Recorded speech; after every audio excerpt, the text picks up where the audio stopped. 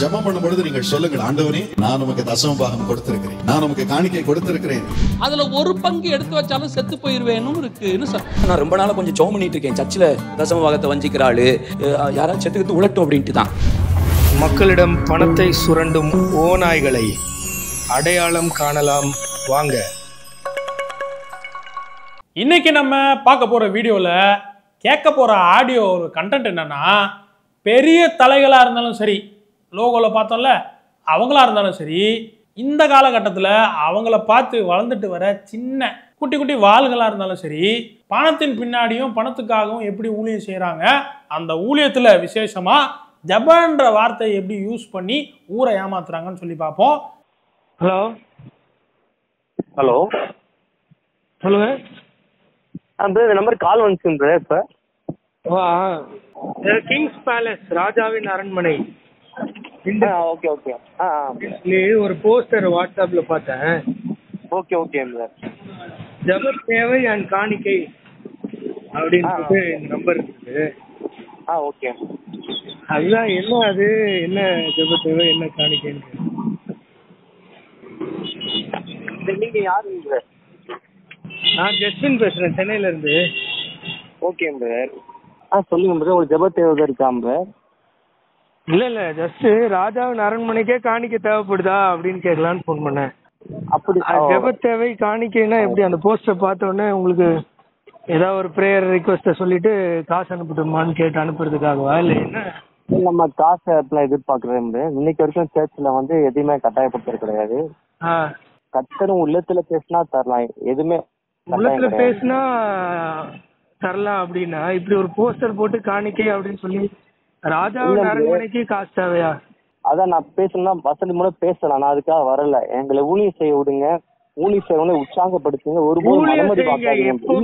பார்க்க மாட்டாங்க. இல்ல நீங்க அட்டூழியம் பண்றீங்க, அதனாலதான் கேள்வி கேட்கறேன். சரி நீங்க அதான் நீங்க வெளியில இருந்து பாக்க தெரியும், நான் உள்ளுக்குள்ள எவ்வளவு பிரயாசம் அது யாருக்குமே தெரியாது. பிரயாசம்னா இந்த மாதிரி காசு போட்டு கேக்குறதா?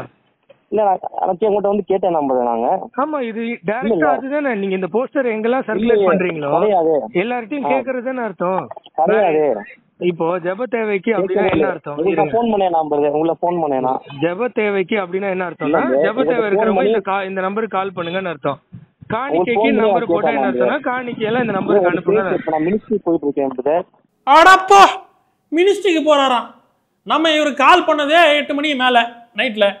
ஒருவேளை மினிஸ்ட்ரிக்கு போறவரு நாங்க ஜப உதவியை கேட்டு காணிக்கை கொடுக்குறோன்னு சொல்லியிருந்தாருன்னா, அந்த மினிஸ்ட்ரிக்கு போகாம எங்ககிட்ட ஒரு மணி நேரம் 2 மணி நேரம் பேசி ஜபம் பண்ணியிருப்பார்ல. தப்பா போச்சு. நம்ம காணிக்கையை கொடுக்குறோன்னு சொல்லி பேசாம காணிக்கையை ஏன் புடுங்குறேன்னு சொல்லி பேசுறதுனால அவர் மினிஸ்ட்ரிக்கு போறது அவருக்கு ஞாபகம் வந்துச்சு போல. என்ன மினிஸ்ட்ரிக்கு போவாரு? நைட் ப்ரேயரா இருக்கும் போல. சரிங்களா? மினிஸ்ட்ரியை தடை பண்ணாரு. மினிஸ்ட்ரி முடிச்சிட்டு எப்போ ஃப்ரீயா இருப்பீங்கன்னு சொல்லுங்க, நான் ஃபோன் பண்றேன். உங்ககிட்ட பேசுறேன், எனக்கு 1000 வேலை இருக்கும். இந்த மாதிரி கிரிட்டிசிசம்க்கு நான் நேரா சொல்லலாம். என்னோட வேலையை டைம் வேஸ்ட் பண்ணிருக்கீங்கல்ல. இந்த மாதிரி போஸ்டர் சர்க்குலேட் பண்ணி என்ன பார்க்க வச்சு அந்த நம்பருக்கு இது பண்ணு காசு ஆகுன்னு கேக்குறீங்கல்ல.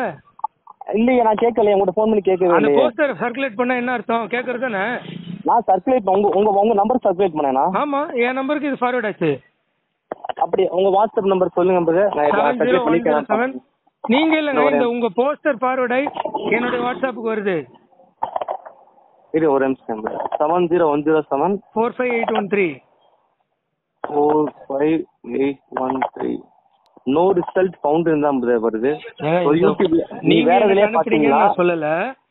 உங்களுடைய போஸ்டர் எனக்கு சர்க்குலேட் ஆயிடுச்சு. இதுக்கு முன்னாடி நான் கேட்ட இதுக்கு முன்னாடி கேட்டப்ப என்ன சொன்னீங்க? நான் தான் அனுப்பிச்சேன், நீங்க நம்பர் சொன்னீங்க. நல்லா திரும்ப கேளுங்க, இல்ல வேணா கட் பண்ணோனே ரெக்கார்டிங் உங்களுக்கு அனுப்புறேன். வெயிட் பண்ணிட்டு இருக்காங்க, ஒரு வீட்ல வெயிட் பண்ணிட்டு இருக்காங்க. நான் போனை கட் பண்ணோனே நான் ரெக்கார்டிங் அனுப்புறேன். நான் என்ன சொன்னேன்றது திருப்பி கேளுங்க. நீங்க என்ன வேணா அனுப்புங்க. எனக்கு என்னோட டைம் நீங்க இந்த மாதிரி வேஸ்ட் பண்றீங்களே. நான் உங்களுக்கு அனுப்பவே இல்லையே பிரதர், திரும்ப சொல்றேன். நான் உங்களுக்கு அனுப்பவே இல்லையா? நம்பர் பார்த்தனே இல்ல. வாட்ஸ்அப்ல இருந்து வர நம்பர் ஒண்ணுமே வரல. நீங்க அனுப்புனேன்னு நான் சொல்லுங்க. உங்க போஸ்டர் என்னோட டைம் வேஸ்ட் பண்ணதுல அதுக்கு நான் ஒண்ணும் பண்ண முடியாது. ஏன் சர்க்குலேட் பண்றீங்க? நான் வேணா சர்க்குலேட் பண்ணலாம். நீங்க சர்க்குலேட் பண்ணாம தானா யாரும் பண்ண முடியாது. அப்படி உலகத்துல எத்தனை பேர் சர்க்குலேட் வீட்ல தான் மார்க்கெட்டிங் வராங்க. தவளை தன் வாயால் கெடும் ஐயா சொல்லி மாட்டிக்கினாரு. கிங்ஸ் பேலஸ் என்ன சொன்னாருன்னா, வீட்டுக்கு எல்லாரும் மார்க்கெட்டிங் வராங்கல்ல அப்படின்னு சொல்லி பேசுறாரு. அப்போ இவர் பண்றதும் மார்க்கெட்டிங் தான். இயேசுவை விற்கிற மார்க்கெட்டு அதுக்கு இவனுங்க பண்ற மார்க்கெட்டிங் எல்லாத்தையும் இது பண்ணிடுவோம். இல்ல உங்க மார்க்கெட்டிங் நீங்க என்ன பண்றீங்க? என்ன மார்க்கெட்டிங் மனுஷனே? ஏன் என்னோட டைம் வேஸ்ட் பண்றீங்க? நான் உங்களுக்கு அனுப்பல பிரதர், நான் உங்களுக்கு அனுப்ப கிடையாது. என் நம்பர் ஒரு ரூபா கூட வரல, ஒரு ரூபா கூட கேட்கல. சரிங்களா? போஸ்டர் எனக்கு சர்க்குலேட் ஆகி வருது. காசு வேணும். அம்சம் மட்டும் கேளுங்க பிரதர், அது அம்சம் மட்டும் கேளுங்க. அது அம்சம் மட்டும் கேளுங்க பிரதர்.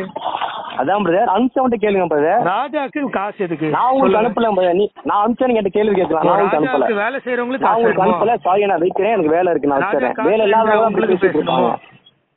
சரி நண்பர்களே, ஆடியோ கேட்டிருப்பீங்க. ஆவேசத்துல போனை கட் பண்ணிட்டு அப்படியே அப்பிட் ஆயிட்டாரு. இருந்தாலும் இப்படிப்பட்ட கள்ள ஊழியர்கள் பெரிய பெரிய ஸ்தாபனங்கள் மாத்திரம் இல்லைங்க, சின்ன சின்ன ஸ்தாபனமா ஆரம்பிக்கிறவங்க எல்லாரும் இப்படிதான் ஆரம்பிக்கிறாங்க. பண ஆசை, பண இச்சை, பண மோகம், இதுல ஆரம்பிக்கிற எந்த ஊழியமும் ஆண்டவரால அங்கீகரிக்கப்பட்டது அல்ல. இதுக்கு அவங்க யூஸ் பண்ற வார்த்தை ஜபம்.